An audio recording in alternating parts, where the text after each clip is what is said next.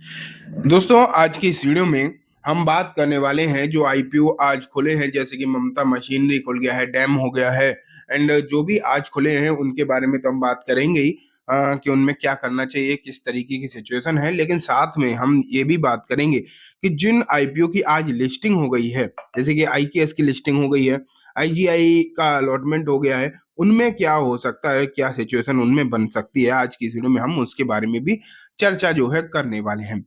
शुरुआत चलो वहीं से कर लेते हैं। सबसे पहले अगर आप देखोगे तो आईजीआई आपको देखने को मिल रहा है। ठीक है, आईजीआई अगर आप देखोगे तो इसका अलॉटमेंट आज हो चुका है।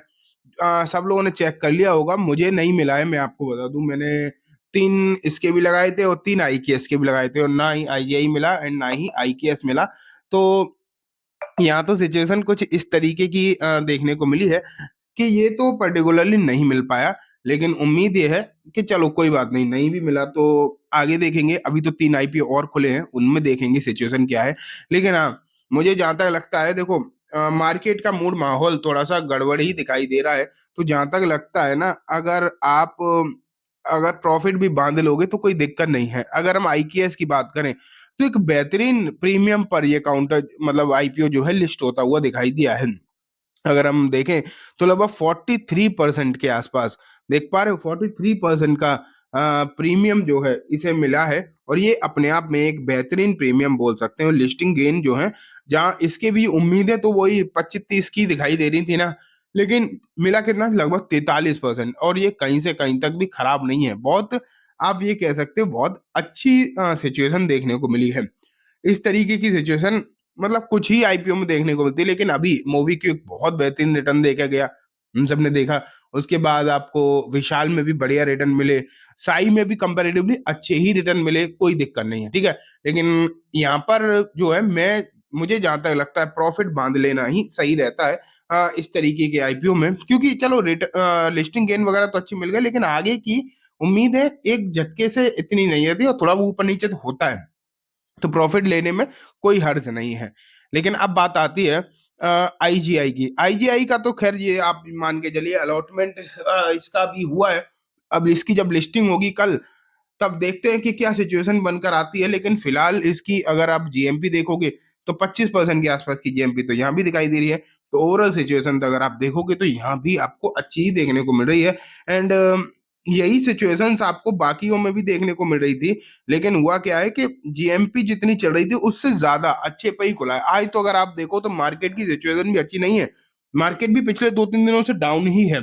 उसके बावजूद ये आईपीओ जितने भी हैं अच्छा परफॉर्म कर रहे हैं, बेहतरीन परफॉर्म कर रहे हैं। ठीक है, तो ये बात हो गई इनके बारे में। लेकिन अब हम चलते हैं ममता मशीनरी। मैं आपको इसके हालचाल दिखाता हूँ कि यहाँ क्या देखने को मिल रहा है। ये आईपीओ जो है 19 दिसंबर यानी कि आज ओपन होता हुआ आपको देखने को मिला। एंड आज जब ये ओपन हुआ है तो इसमें भी जो मतलब रिस्पॉन्स है वो अच्छा आ रहा है लोगों का। एंड बंद हो जाएगा 23 तारीख को। ठीक है, 19, 20, 21 और बीच में सैटरडे संडे, और 23 को ये काउंटर जो है बंद होगा। ठीक है, तो जैसे कि आप देख ही रहे हैं। एंड आईपीओ फाइनलाइज होगा 24 को, मतलब अलॉटमेंट वगैरह 27 को इसकी जो है लिस्टिंग की टेंटेटिव डेट आपको देखने को मिल रही है। तो ये सिचुएशन आप यहाँ पर देख पा रहे हैं। कंपनी के मतलब क्या क्या डेट तो मैंने आपको बताई दी। लेकिन अगर बाकी की और भी आप चीजें देखोगे, 61 शेयर का लॉट रहेगा। 230 से 243 रखी गई इश्यू प्राइस। ये 243 ही मानो, 30 तो भूल जाओ, पता नहीं क्यों ही करते हैं। 243 इसकी जो है इश्यू प्राइस रहेगी। फेस वैल्यू 10 की है। ठीक है, ये सब चीजें तो नॉर्मल है। लेकिन मेन बात है कंपनी का काम क्या है और कंपनी जीएमपी कितनी चल रही है, ये बात है। कंपनी जो है 1979 में बनी थी।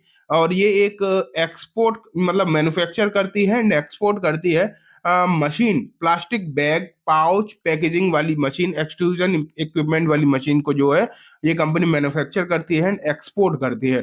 यहाँ पर पैकेजिंग इंडस्ट्री के लिए अगर आप देखोगे तो ये कंपनी मैन्युफैक्चरिंग सोल्यूशन प्रोवाइड करती है, एक तरीके से आप ये मानकर चल सकते हैं। अब company FMCG and food and beverage industry को ही कैटर करती है मेनली। लेकिन अगर आप इसके कस्टमर्स देखोगे तो बालाजी वेफर्स प्राइवेट लिमिटेड दिखाई देता है, डास पॉलीमर देखने को मिलता है, J flexi packaging private limited है, Eurofia packaging private limited, sunrise packaging, Om flex, Chitale food, वी3 पॉलीप्लास्ट लिमिटेड और दालूमल पैकेजिंग, ये तो नाम ही नहीं कभी सुने। Lakshmi snacks private limited and बहुत सारी ऐसी कंपनीज हैं जो इसके कस्टमर आपको देखने को मिलते हैं, ठीक है। ये सब चीज हो गई, लेकिन मेन बात आती है कंपनी की बैलेंस शीट किस तरीके की है। तो अगर मैं ज्यादा नहीं तो रेवेन्यू एंड प्रॉफिट पे ही नजर डालूं, तो रेवेन्यू अगर आप देखोगे 2022 में 196 करोड़ था, जो कि बढ़कर 23 में 210 हुआ, फिर 241 हो गया। तो 24 तक का जो रेवेन्यू है बहुत बढ़िया तरीके से बढ़ा है, नो डाउट।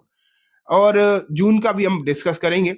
लेकिन प्रॉफिट अगर हम देखें तो प्रॉफिट 21 करोड़ से बढ़कर 22 22.5 हुआ, फिर 36 हुआ। तो प्रॉफिट भी 23 से 24 के बीच में बहुत तेजी से बढ़ा है। लेकिन अब एग्जैक्टली बात आती है कि अभी क्या सिचुएशन है। तो अभी अगर देखा जाए तो इस क्वार्टर में, मतलब 2024 तक की यहाँ पर बात हो रही ना, एक क्वार्टर में हाँ प्रॉफिट आया है 0.22, मतलब 22 लाख का। मुझे नहीं लगता कि इतना प्रॉफिट पहुंच पाएगा, इस बात की उम्मीद नहीं है। लेकिन अब हो जाए तो, या पता नहीं इनका कौन सा क्वार्टर में ज्यादा आता हो, ये अलग बात है। लेकिन फिलहाल प्रॉफिट यहाँ तक तो अच्छी बढ़ी है, लेकिन इस बार 2024 में प्रॉफिट की उम्मीद है थोड़ी सी उतनी नहीं लग रही। 36 करोड़ तक पहुंचना मुश्किल पड़ सकता है, क्योंकि अभी सिर्फ 22 लाख हुआ है। एंड यहाँ ऑलरेडी 36 करोड़ बहुत बड़ा आंकड़ा होता है। अगर इसे आप 4 टाइम्स भी करेंगे तो 1 करोड़ भी नहीं होता है, तो मुश्किल लग रहा है। लेकिन फिलहाल की जो सिचुएशन है, बोरोइंग अगर आप देखो कंपनी ने धीरे धीरे घटा दी, तो कंपनी के फंडामेंटल बेसिकली अच्छे ही नजर आ रहे हैं, कहीं ऐसा दिक्कत नहीं नजर आ रही, ठीक है। और पी रेशियो की बात करें, प्री आईपीओ तो 16.5 है, जो कि बहुत रीजनेबल है। पोस्ट यहाँ पर लिखा ही नहीं है, अब वो पोस्ट तो जब वैसे भी लिस्टिंग के बाद ही पता चलेगा। तो ये भी अगर देखा जाए प्री आईपीओ से पहले, इसका पी रेशियो तो बहुत सही है, रीजनेबल है। लेकिन अब मैं आपको लेकर चलता हूँ कि क्या है जीएमपी वगैरह, क्योंकि इसकी जीएमपी बहुत तगड़ी आ रही है। तो यहाँ अगर हम देखें 74% की जीएमपी दिखाई दे रही है, 180 से 200 रुपए के बीच में। बहुत अच्छी खासी जीएमपी आप जो है कह के चल सकते हो, यहाँ पर देखने को मिल रही है। तो लगाना तो ये सबको ही है, ये तो पक्की बात हो गई, इसमें तो कोई भी डाउट वाली बात है नहीं कि ये काउंटर जो है सबको लगाना है, आईपीओ सबको लगाना है। एंड वैसे भी ना आज के समय पर अगर मैं यही कहता हूँ आपसे कि आईपीओ, बहुत सारे लोग कहते होंगे ये लगाओ मतलब, मैंने कहा क्यों ही ये बात सोचना, पैसा है तो लगाओ, नहीं है पैसा तो अलग बात है तो लगाओ ना। अगर आईपीओ 10-15% भी दे गया, ये तो चलो 74% अलग बात है, अगर 10-15% भी दे गया तो भी क्या बुराई है। और पिछले 1-2 साल के आईपीओ के इतिहास में अगर आपने आईपीओ लगाया हो, आपको मिला भी हो और आपने लिस्टिंग पर ही बेच दिया हो, तो आप खुद बताना कितने में नुकसान हुआ है। कुछ नहीं हुआ है, एक आध में हो गया, उससे ज्यादा तो प्रॉफिट हुआ है। सोचो ये कि मिले ज्यादा से ज्यादा कैसे, ये मत सोचो कि लगाना है कि नहीं लगाना, ठीक है। आपको थोड़ा सा विजन अपना बदलना पड़ेगा।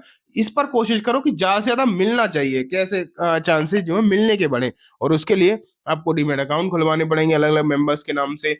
उसके लिए आपको लिंक भी मैं डिस्क्रिप्शन में दूंगा, आप वहां से जाकर खुलवा सकते हैं। तो चलिए दोस्तों, आज की वीडियो में बस इतना ही। उम्मीद है वीडियो पसंद आई होगी। वीडियो अच्छी लगी है तो लाइक करना, चैनल को भी जरूर सब्सक्राइब करना। Thank you.